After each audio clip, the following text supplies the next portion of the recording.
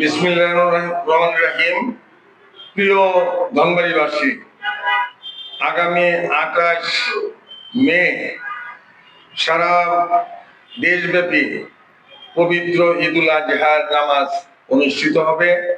অনুষ্ঠিত হবে কুরবানি।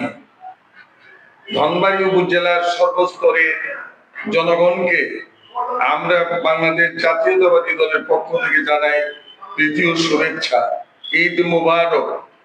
ধনবাড়ির সর্বস্তরের মানুষকে নিয়ে আমরা ঈদের আনন্দ ভাগ করে উপভোগ করতে চাই।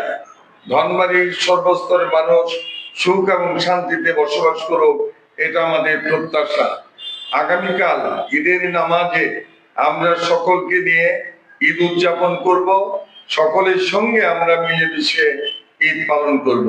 এবারের ঈদের জামাতে আমাদের ধনবাড়ি ঈদগাহ মাঠে উপস্থিত থাকবেন গণপ্রজাতন্ত্রী বাংলাদেশ সরকারের মাননীয় মন্ত্রী এবং টাঙ্গাইল এক ধনবাড়ি মধুপুরের মাননীয় সংসদ সদস্য আলহাজ ফকির মাহবুবানাম স্বপন ফকির সাহেব। তার পক্ষ থেকেও সকলকে জানাই ঈদের তৃতীয় শুভেচ্ছা, ঈদ মোবারক। ধনবাড়িকে আমি সুন্দরভাবে সাজাতে চাই।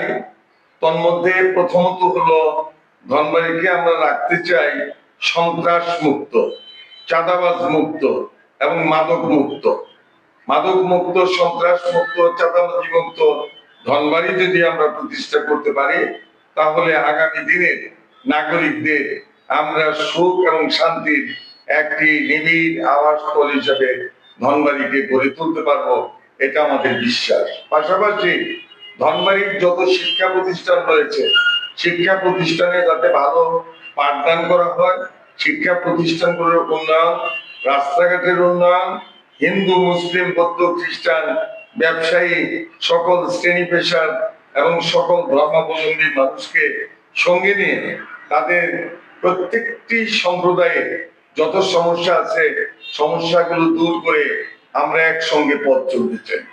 যদি আমরা সেটা চলতে পারি, তাহলে আমরা আশা করব যে ধনবাড়ি একটি শান্তির উপজেলায় রূপান্তরিত হবে।